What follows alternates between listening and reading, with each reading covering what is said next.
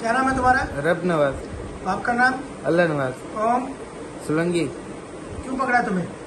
ये डकैती के चक्कर में। कौन सी डकैती? ये एटीएम के चक्कर में।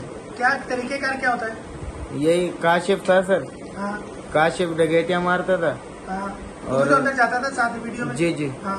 जी कैसे करते थे डकैती? सर अंदर जाते थे, वो लड़के को जो अंदर खड़ा होता था उसको चमाटे मारता था। हाँ। काशिफ उनसे पैसे छीन लेता था। एटीएम से? जी। अच्छा, तेरे पर केस कितने? मेरे ऊपर सर 11 केस। किस चीज के? यही डकैती के 23 है।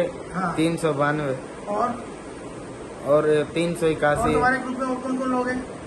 सर काशिफ है। हाँ। और इम्तियाज है। हाँ। और ये बिंदी है। और महबूब है। और तो मखनी है। हम्म। जी।